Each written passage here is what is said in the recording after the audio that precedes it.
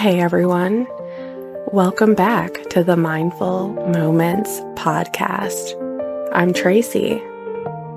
I'm your host and fellow traveler on this journey of self-exploration and discovery. Y'all, I am so excited to be back here with you all and to be sharing a little bit about something that's been top of mind for me here lately. And I guess it kind of is always top of mind, but it's about creativity.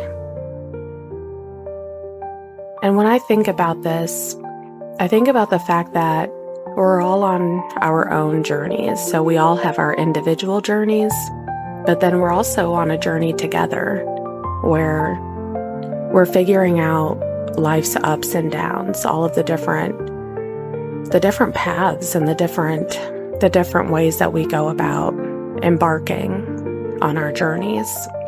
And today, I want us to chat about something that is a big part of how we experience the world, and that's through creative self-expression.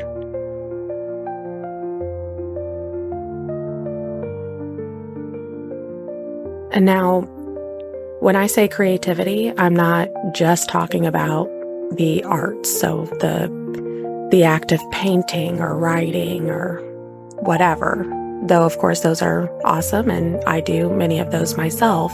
I'm talking about how we express who we are and everything we do, from the way that we solve problems to how we navigate our lives on the daily. It's all part of that bigger picture of who we are.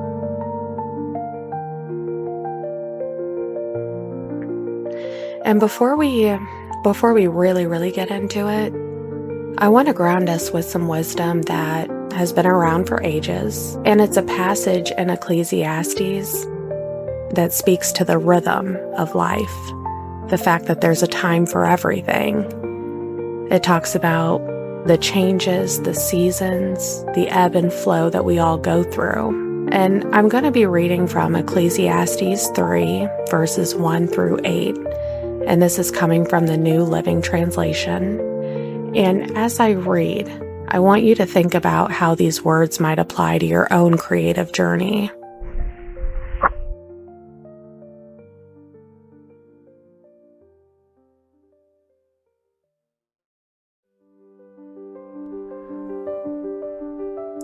For everything, there is a season, a time for every activity under heaven.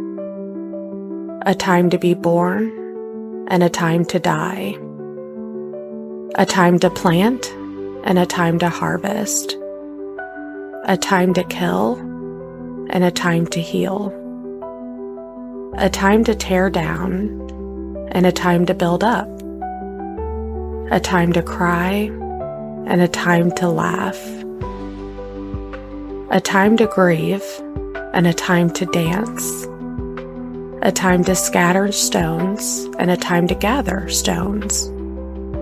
A time to embrace and a time to turn away. A time to search and a time to quit searching. A time to keep and a time to throw away. A time to tear and a time to mend.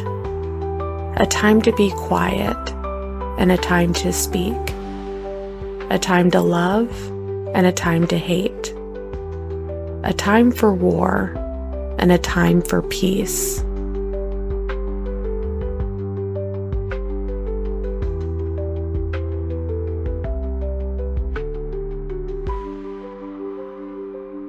And again, this is Ecclesiastes 3, verses 1 through 8.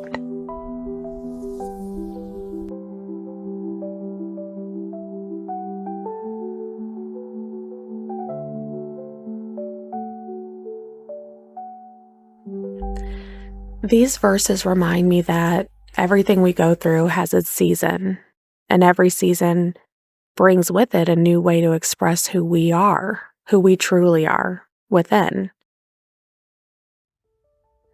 Whether we're in a time of building or a time of tearing down, maybe laughing or crying, there's always a way to tap into our creativity and express the unique person that we are.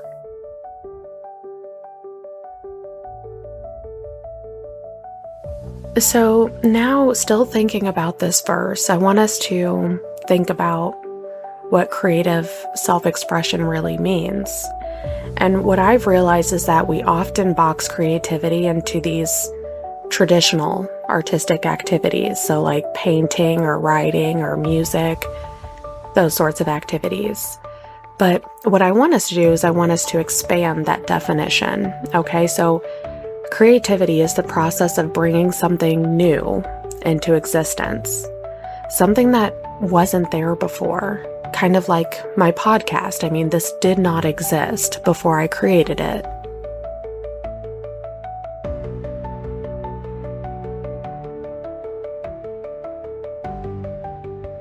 It's about innovation. It's about seeing possibilities where perhaps others may see obstacles. And here's a challenge, and this is a challenge for you, and it's a challenge for me, of course, but what if we viewed every decision as a form of creative expression? So maybe when you have a difficult problem, or maybe there's some sort of conflict and you're trying to figure out how to resolve that conflict, what if when you're trying to solve challenges, what if when you choose how to respond to a difficult situation, that you frame that as a way for you to be creative? You choose to see that as an opportunity to engage your creative self-expression. Even when you're just going about trying to organize your day, think about ways that you can do that so that it maximizes your energy and your focus.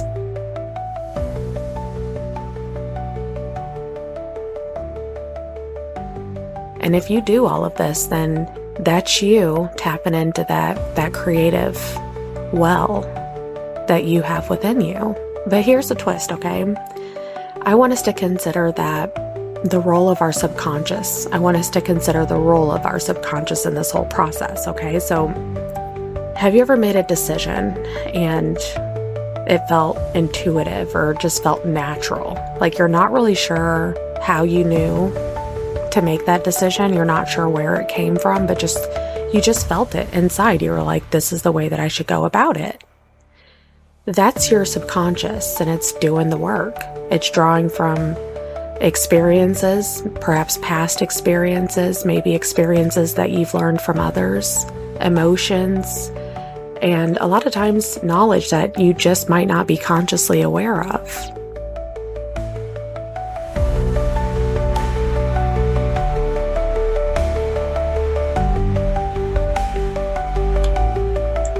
And I want us to think about ways that we can be more intentional about how we tap into this well of creativity. What practices could help us bring more of our subconscious creativity to the surface? And y'all already know that I love me a challenge. And I was thinking about this. I was trying to figure out, like, what is it about challenges? Like, why are challenges so stimulating? At least for me, they are. I mean, sometimes they're a pain in my rear, but a lot of times they stimulate something. They spark some sort of curiosity within me. And the more that I've reflected on this, I've come to understand that challenges, though they're often seen as roadblocks, they're actually invitations to innovate. I mean, think about it. Just give yourself a moment to go with me on this. Every time you face a problem, your mind is forced to come up with a new solution, something you might not have considered before. For me, this is where creativity truly shines. This is where creativity has always been and will always be the GOAT. Because creativity means creating something new. It means that it's something that is novel. It hasn't been around. It hasn't been done.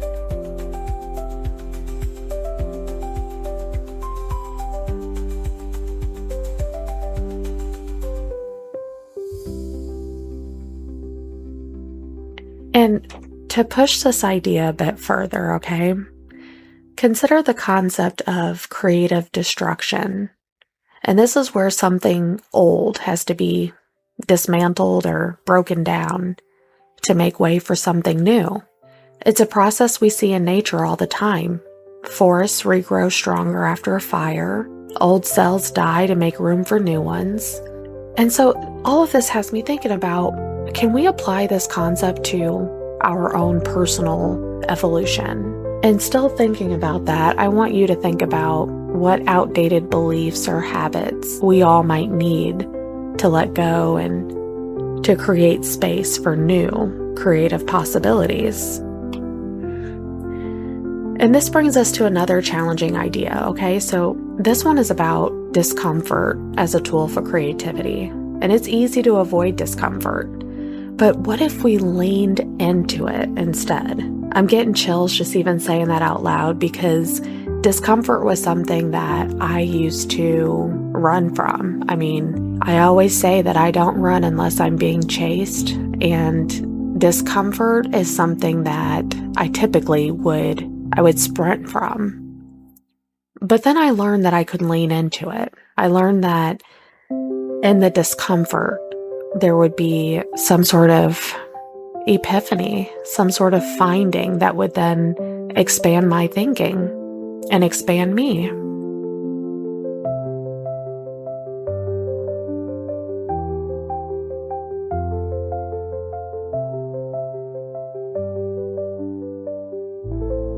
And then it had me thinking about if there was a way that we could train ourselves to embrace those moments of tension, those moments of frustration or uncertainty, and embrace them as fertile ground for creative breakthroughs. Have you all thought about that? So we've already established that creativity, it isn't confined to art, but I want us to dig into how creativity manifests in unexpected places. For instance, perhaps it's in the workplace. Creativity might look like finding a new way to solve a recurring problem or introducing a process that improves efficiency. And here's something to consider. What if creativity is also about adaptation? In our rapidly changing world, the ability to adapt it's critical. I mean, let's face it, it is something that we all must learn. We all must learn how to embrace creativity and how to do so with a sense of flexibility and about being open to change and willing to pivot when needed. So I'm wondering if there's a way that we can see our adaptability as a creative skill. And I believe that we can, but okay, if we can, then how can we nurture it?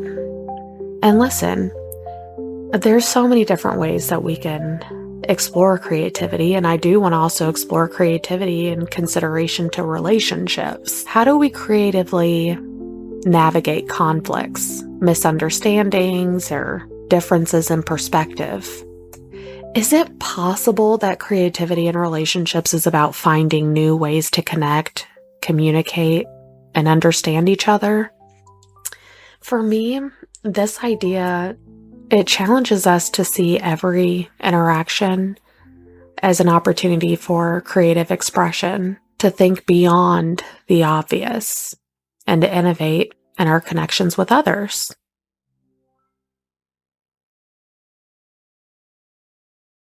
And of course, I want to talk about some practical steps that we can take to cultivate this broader sense of creativity in our lives. And I don't have all the answers. I definitely don't have all the ideas, and I'd love to hear your ideas if you have some more that you'd like to add to this. But the first one that I want to share is mindful observation. And this is about spending time observing your surroundings and your thoughts and your emotions. And what I found is that quite often, creativity starts with noticing something that others overlook. Okay, so I want you to try practicing mindful observation, and we've talked about using this strategy previously, but you're going to want to tap into your senses. So look around you and see, what can you see? What can you hear? What can you feel? What can you touch? What can you taste?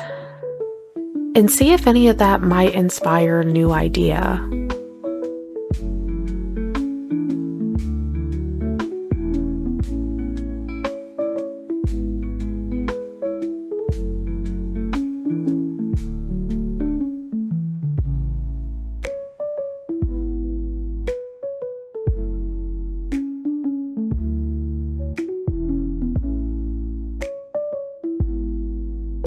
Another one that I want to share is creative problem solving. So the next time that you face a problem, I want you to try brainstorming solutions that seem outrageous or impossible. And go all out on this, like go crazy, like absolutely get wild with this one, because what I found is that sometimes the most creative ideas come from thinking outside the box, even if those ideas aren't immediately practical. That's okay. I found that the impractical element of all of it is what makes the creative self-expression so much more meaningful. That's what makes it so much more you, is because you're introducing an invitation to others, and you're saying to them, hey, it's okay if you do something that's outside of societal norms. That's okay. It's okay that you're doing something different. Doing something different can be beautiful. It can be liberating. It can be so freeing, and it can be so expansive, not just for you, but for everyone.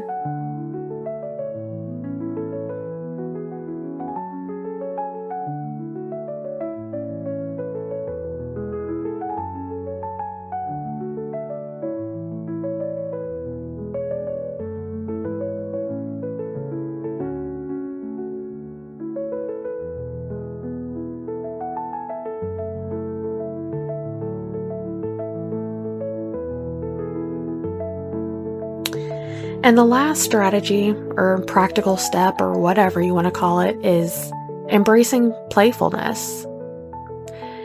And here I'm going to spend a little bit of time on this one, because this is one that I myself need to be reminded on. I mean, almost daily, is that there's no reason to take things so seriously. There's no reason to place such heavy weight on anything. I mean, there's nothing that is so critical that it calls for total neglect of playfulness, at least in my opinion. So, hey, your experience may vary. It may be different. But what I found is that creativity thrives when I'm able to let go of expectations, and I'm able to embrace play. I'm able to have fun. I'm able to listen to an episode and clearly hear that there are audio issues, maybe inconsistencies in the delivery of the message, whatever. And that's all okay with me. And I'll tell you why that's okay, is because in the process of creating, I was engaging in play. I was daydreaming. I was exploring. I was tapping into those small corners of my mind that typically I had told myself I have to turn those off. I have to silence those. I have to place my playfulness on D&D. And we all know that that's not conducive to the fullness of you. It's not, it leaves out, let me say it like this, okay? If you give yourself permission, okay, if you give yourself permission to play, to have fun, even if it's something that's very serious, even if you're preparing a huge presentation and your entire financial future depends on it, let's say, let's just go to the most extreme of extremes, okay? And let's say that you're preparing this presentation and you've done everything that you can possibly do to prepare for it. I've been there and I've done that. And then I've gotten to the conference and I've gotten everything set up and I'm preparing to press play on my presentation, and there's some sort of tech issue that goes on. And then that entire presentation that I prepared, that whole PowerPoint, I can't even use it. I would spend so much time. I would be so meticulous. I would be so thorough. And it would be the universe's way of saying to me, like, Tracy, you really need to play here. We need you to play ball. We need you to participate with the universe. And in those moments, I found myself creating. I found myself devising these truly remarkable methods to solving problems that I wouldn't have even thought of those ideas. I wouldn't have even considered the different activities and the different ways that I could deliver the presentation had I not first been confronted with that dreaded technological issue or whatever. So I've come to embrace playfulness whenever it's presented to me, whenever I have the option. And a lot of times I do, daydreaming and all of that. But if you're not having fun, if you can't make it fun and you can't have a playful attitude towards challenges, then I think you might be making it harder for yourself. I think that if you're able to release those expectations, because the expectations don't matter, they're pointless, they don't do anything for anyone. So if you can let go of those expectations, if you can remove any assumptions that you might have about what it is that you're creating, and instead you can just enjoy the process of creating, you'll see that the product is going to be so much more you. It'll be so much more real.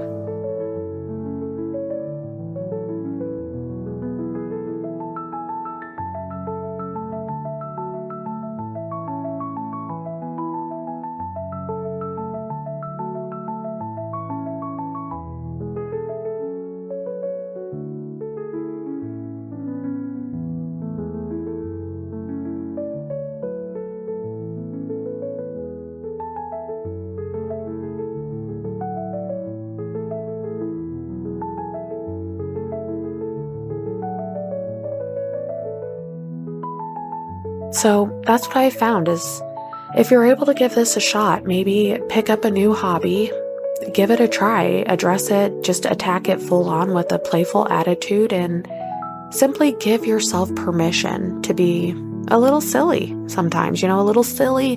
Give yourself permission to not have everything perfect, to not have it cookie cutter, to not have it reflect anybody else's ideas or concepts in a way that removes your ability to still frame it as you. That's what I found, okay? So to wrap everything up, I want to challenge us to see creative expression as a universal everyday practice. And it's not just for artists, it's for everyone. Creativity is about how we engage with this world, with all of the world. It's about how we solve problems, how we adapt to change, and how we connect with others. It's a powerful tool for living a full and meaningful life. And here's the final challenge, okay? So I want you to think about this. I want you to think about how you can keep your creativity alive in the face of routine and stress, or even in adversity. I want you to think about what practices that you can adopt to ensure that your creative spark continues to burn brightly, even when life gets lifin', even when the environment changes, or even when your mood changes, or anything external or internal changes.